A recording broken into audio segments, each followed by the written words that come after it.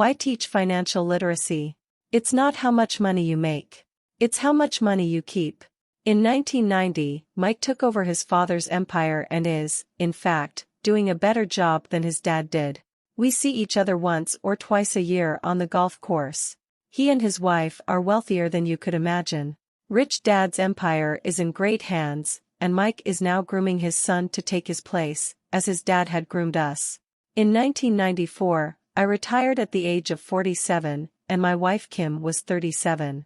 Retirement does not mean not working. For us, it means that, barring unforeseen cataclysmic changes, we can work or not work, and our wealth grows automatically, staying ahead of inflation. Our assets are large enough to grow by themselves. It's like planting a tree. You water it for years, and then one day it doesn't need you anymore. Its roots are implanted deep enough. Then the tree provides shade for your enjoyment. Mike chose to run the empire, and I chose to retire. Whenever I speak to groups of people, they often ask what I would recommend that they do. How do I get started? Is there a book you would recommend? What should I do to prepare my children? What is your secret to success? How do I make millions? Whenever I hear one of these questions, I'm reminded of the following story. The richest businessmen in 1923. A group of our greatest leaders and richest businessmen held a meeting at the Edgewater Beach Hotel in Chicago. Among them were Charles Schwab, head of the largest independent steel company, Samuel Insull, president of the world's largest utility, Howard Hopson, head of the largest gas company, Ivar Kreuger, president of International Match Company, one of the world's largest companies at that time, Leon Fraser, president of the Bank of International Settlements, Richard Whitney, president of the New York Stock Exchange, Arthur Cotton and Jesse Livermore, two of the biggest stock speculators, and Albert Fall, a member of President Harding's cabinet. 25 years later, 9 of these titans ended their lives as follows. Schwab died penniless after living for 5 years on borrowed money. Insull died broke in a foreign land, and Kreuger and Cotton also died broke. Hopson went insane. Whitney and Albert Fall were released from prison, and Fraser and Livermore committed suicide. I doubt if anyone can say what really happened to these men. If you look at the date, 1923, it was just before the 1929 market crash and the Great Depression, which I suspect had a great impact on these men and their lives. The point is this: today we live in times of greater and faster change than these men did. I suspect there will be many booms and busts in the coming years that will parallel the ups and downs these men faced. I am concerned that too many people are too focused on money and not on their greatest wealth, their education. If people are prepared to be flexible, keep an open mind and learn, they will grow richer and richer despite tough changes. If they think money will solve problems, they will have a rough ride. Intelligence solves problems and produces money. Money without financial intelligence is money soon gone. Most people fail to realize that in life, it's not how much money you make. It's how much money you keep. We've all heard stories of lottery winners who are poor, then suddenly rich, and then poor again. They win millions, yet are soon back where they started. Or stories of professional athletes, who at the age of 24 are earning millions, but are sleeping under a bridge 10 years later. I remember a story of a young basketball player who a year ago had millions. Today, at just 29, he claims his friends, attorney, and accountant took his money, and he was forced to work at a car wash for minimum wage. He was fired from the car wash because he refused to take off his championship ring as he was wiping off the cars. His story made national news and he is appealing his termination, claiming hardship and discrimination. He claims that the ring is all he has left and if it was stripped away, he'll crumble. I know so many people who became instant millionaires. And while I am glad some people have become richer and richer, I caution them that in the long run, it's not how much money you make. It's how much you keep, and how many generations you keep it. So when people ask, where do I get started, or tell me how to get rich quick, they often are greatly disappointed with my answer. I simply say to them what my rich dad said to me when I was a little kid. If you want to be rich, you need to be financially literate. That idea was drummed into my head every time we were together. As I said, my educated dad stressed the importance of reading books, while my rich dad stressed the need to master financial literacy. If you are going to build the Empire State Building, the first thing you need to do is dig a deep hole and pour a strong foundation. If you are going to build a home in the suburbs, all you need to do is pour a 6-inch slab of concrete. Most people, in their drive to get rich, are trying to build an empire state building on a 6-inch slab. Our school system, created in the agrarian age, still believes in homes with no foundation. Dirt floors are still the rage. So kids graduate from school with virtually no financial foundation.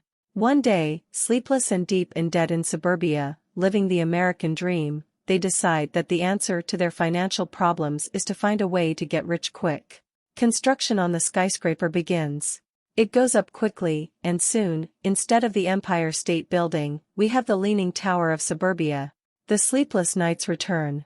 As for Mike and me in our adult years, both of our choices were possible because we were taught to pour a strong financial foundation when we were just kids.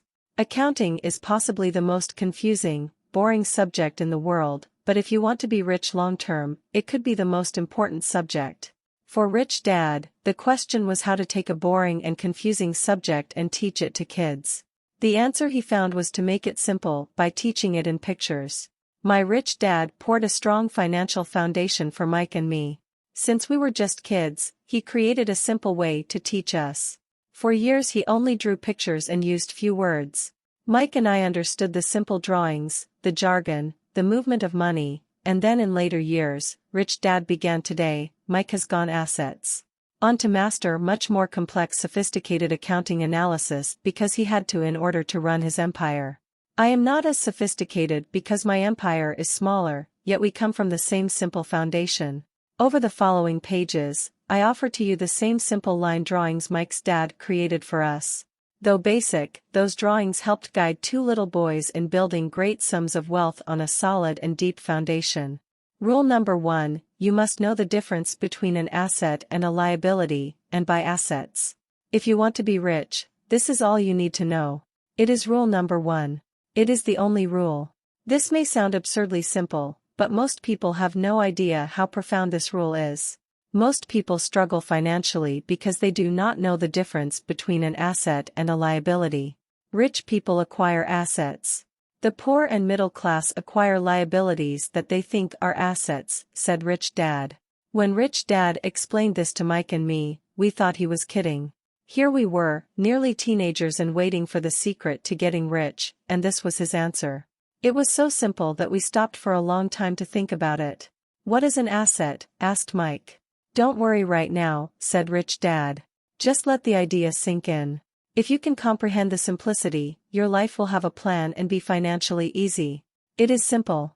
That is why the idea is missed. You mean all we need to know is what an asset is, acquire them, and we'll be rich?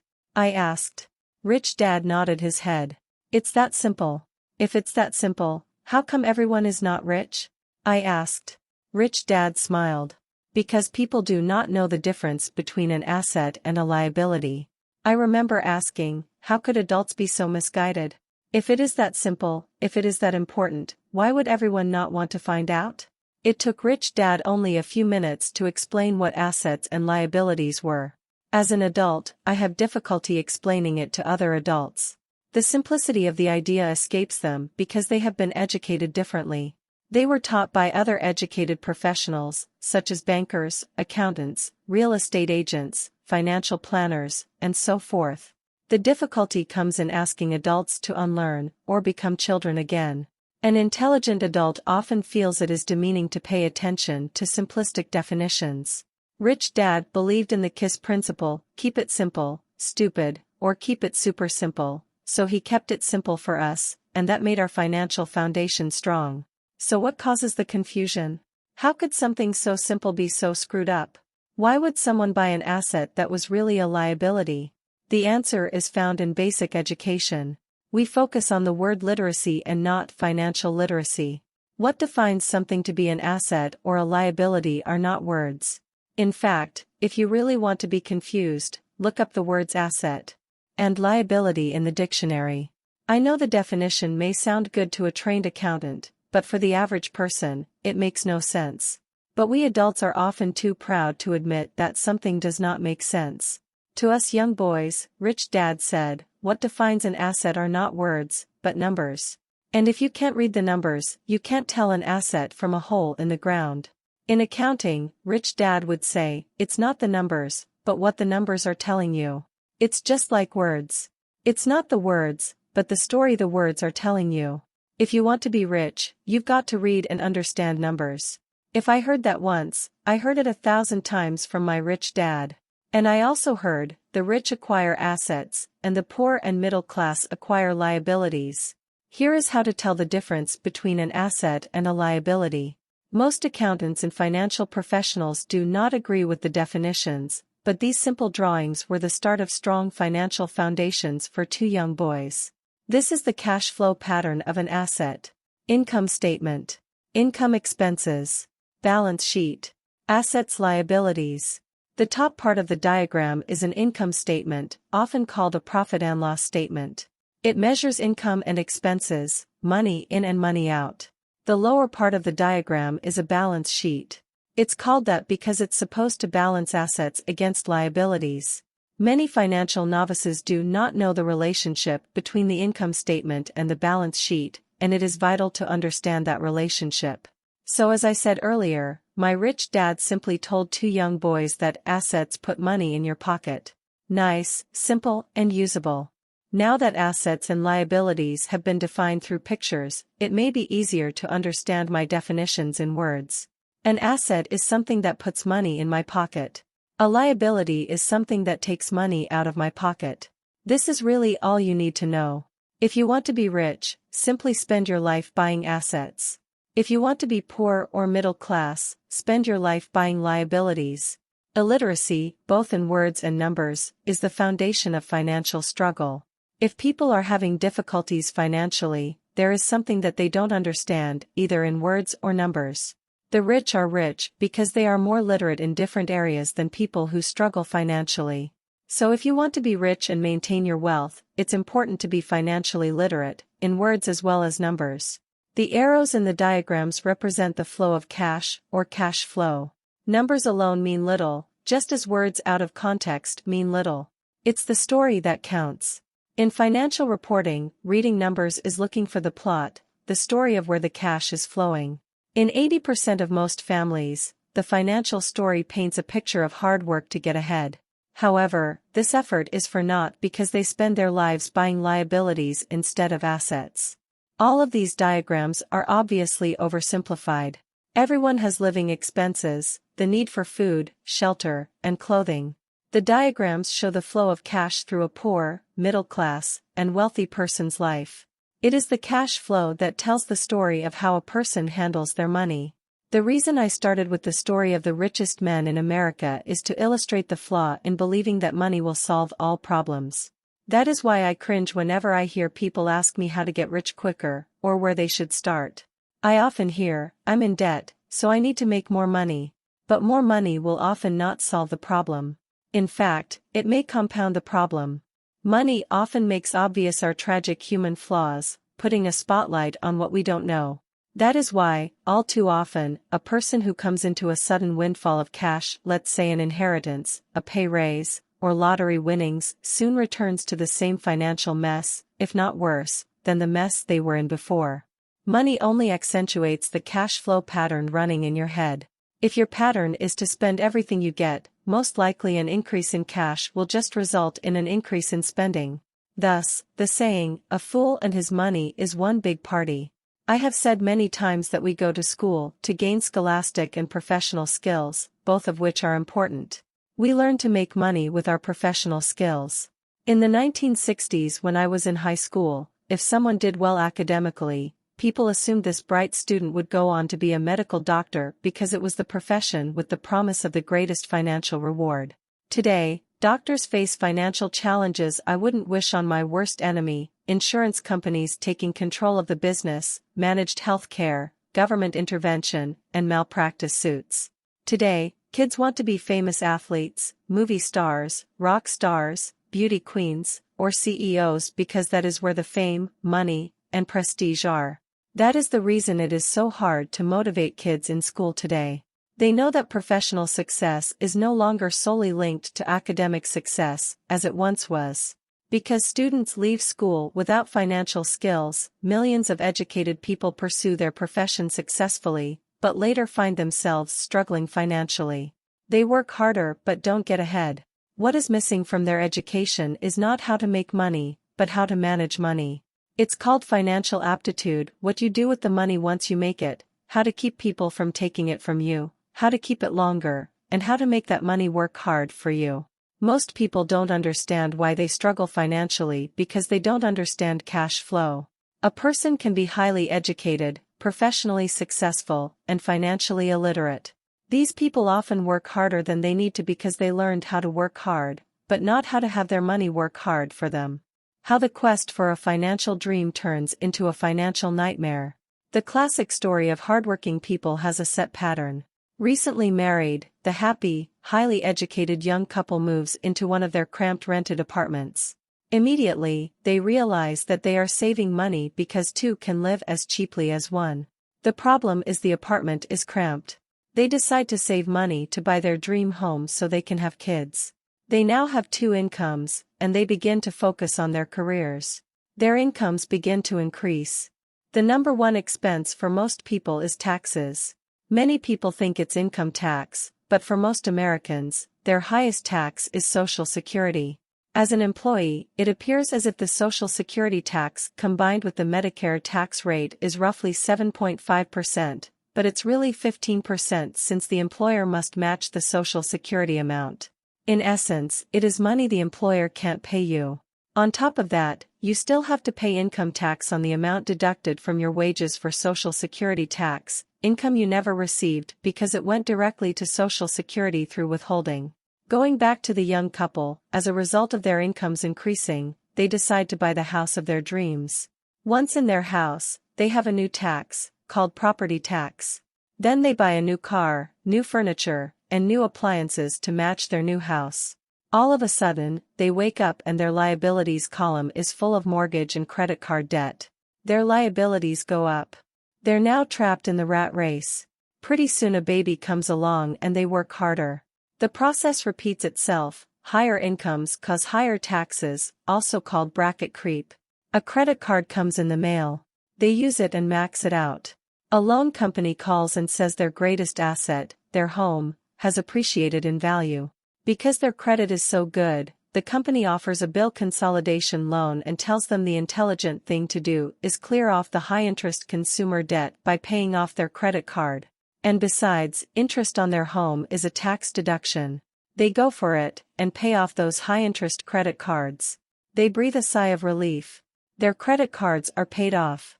They've now folded their consumer debt into their home mortgage. Their payments go down because they extend their debt over 30 years. It is the smart thing to do. Their neighbor calls to invite them to go shopping.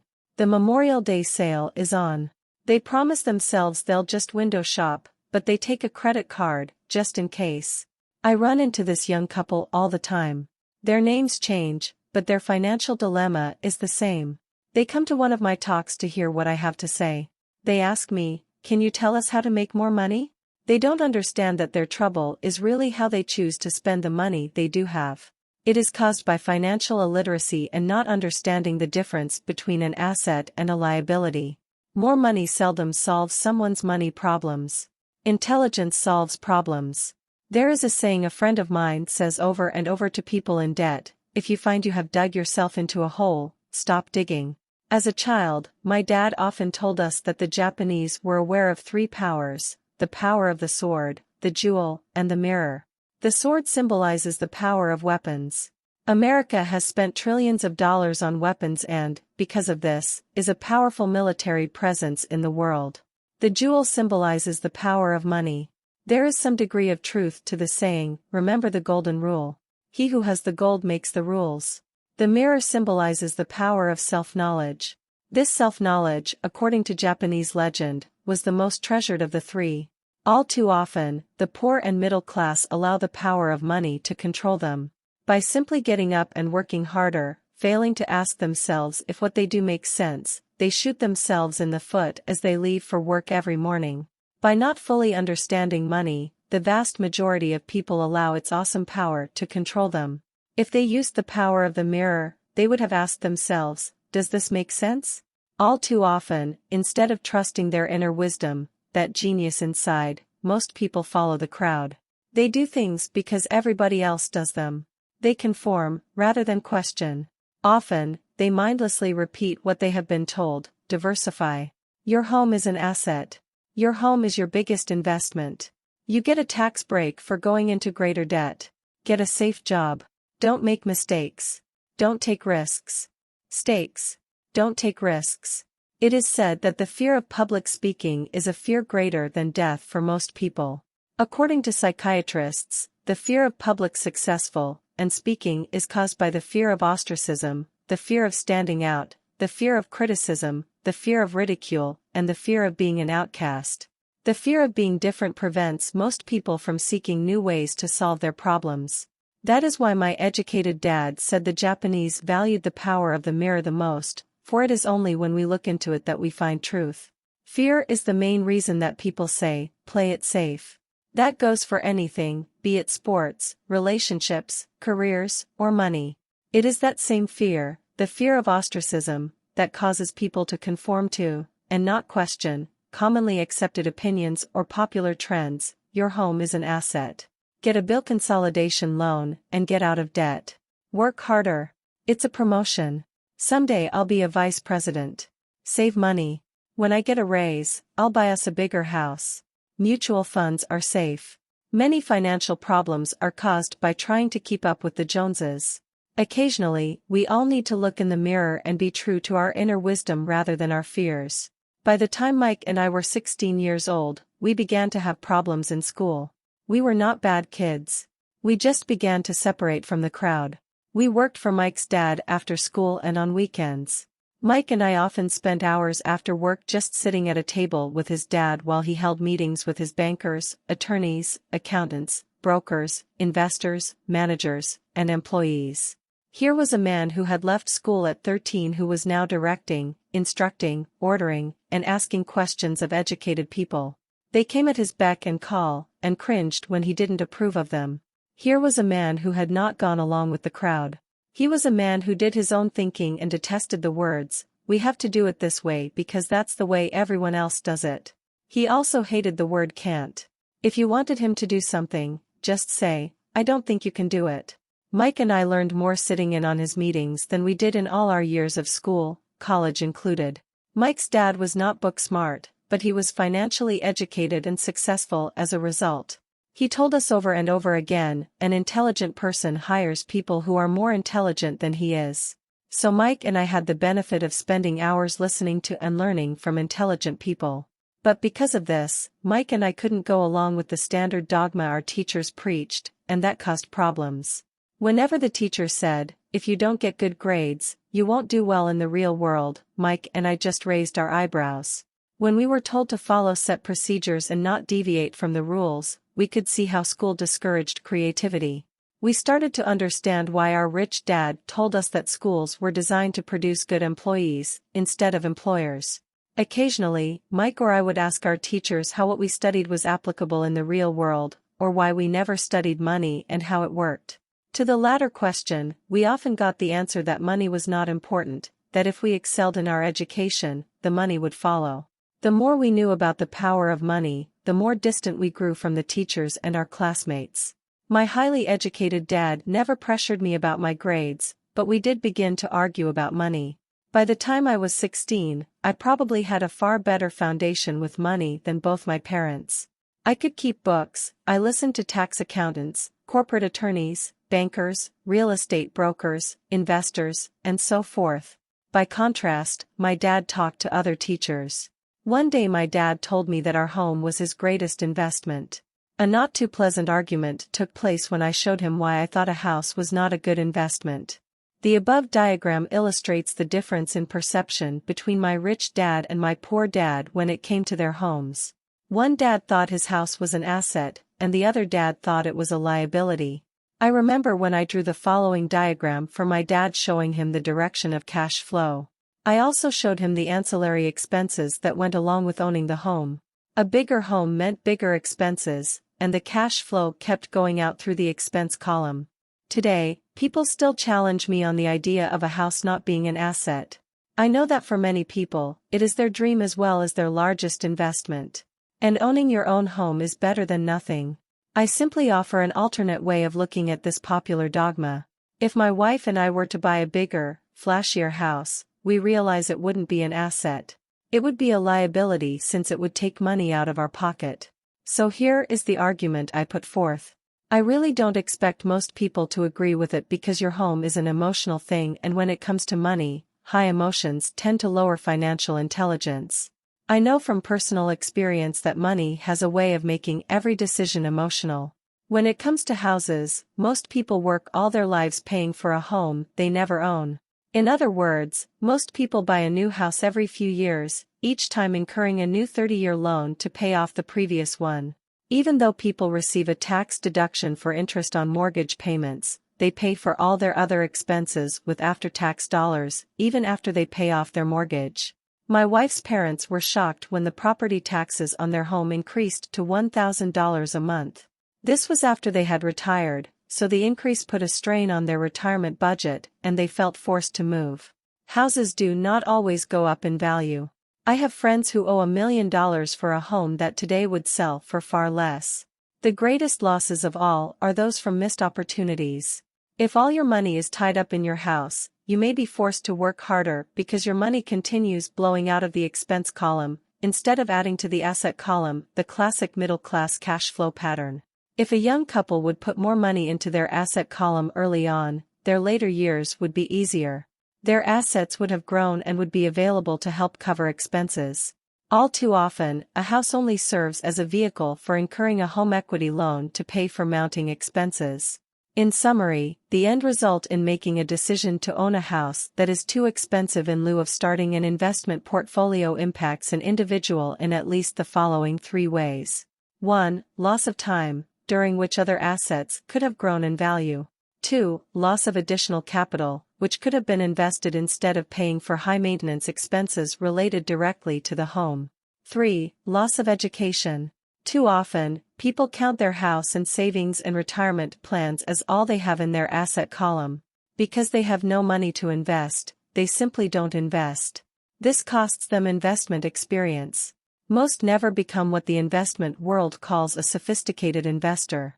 And the best investments are usually first sold to sophisticated investors, who then turn around and sell them to the people playing it safe. I am not saying don't buy a house. What I am saying is that you should understand the difference between an asset and a liability. When I want a bigger house, I first buy assets that will generate the cash flow to pay for the house. My educated dad's personal financial statement best demonstrates the life of someone caught in the rat race. His expenses match his income, never allowing him enough left over to invest in assets. As a result, his liabilities are larger than his assets. The following diagram on the shows my poor dad's income statement. It is worth 1,000 words. It shows that his income and expenses are equal while his liabilities are larger than his assets. My rich dad's personal financial statement reflects the results of a life dedicated to investing and minimizing liabilities. Why the rich get richer. A review of my rich dad's financial statement shows why the rich get richer. The asset column generates more than enough income to cover expenses, with the balance reinvested into the asset column. The asset column continues to grow and, therefore, the income it produces grows with it. The result is that the rich get richer. Why the middle class struggle? The middle class finds itself in a constant state of financial struggle. Their primary income is through their salary. As their wages increase, so do their taxes. Their expenses tend to increase in proportion to their salary increase, hence, the phrase the rat race. They treat their home as their primary asset, instead of investing in income-producing assets.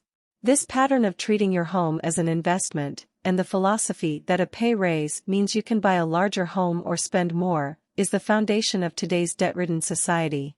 Increased spending throws families into greater debt and into more financial uncertainty, even though they may be advancing in their jobs and receiving raises on a regular basis. This is high-risk living caused by weak financial education. The massive loss of jobs in recent times proves how shaky the middle class really is financially.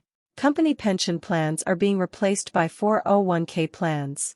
Social Security is obviously in trouble and can't be relied upon as a source for retirement. Panic has set in for the middle class. Today, mutual funds are popular because they supposedly represent safety. Average mutual fund buyers are too busy working to pay taxes and mortgages, save for their children's college, and pay off credit cards. They do not have time to study investing, so they rely on the expertise of the manager of a mutual fund. Also, because the mutual fund includes many different types of investments, they feel their money is safer because it is diversified. This educated middle class subscribes to the dogma put out by mutual fund brokers and financial planners: play it safe. Avoid risk. The real tragedy is that the lack of early financial education is what creates the risk faced by average middle class people. The reason they have to play it safe is because their financial positions are tenuous at best. Their balance sheets are not balanced. Instead, they are loaded with liabilities and have no real assets that generate income. Typically, their only source of income is their paycheck. Their livelihood becomes entirely dependent on their employer. So when genuine deals of a lifetime come along, these people can't take advantage of them because they are working so hard, are taxed to the max, and are loaded with debt. As I said at the start of this section, the most important rule is to know the difference between an asset and a liability. Once you understand the difference, concentrate your efforts on buying income-generating assets. That's the best way to get started on a path to becoming rich. Keep doing that, and your asset column will grow. Keep liabilities and expenses down so more money is available to continue pouring into the asset column. Soon the asset base will be so deep that you can afford to look at more speculative investments that may have returns of 100% to infinity, $5,000 investments that are soon turned into $1 million or more, investments that the middle class calls too risky. The investment is not risky for the financially literate. If you do what the masses do, you get the following picture.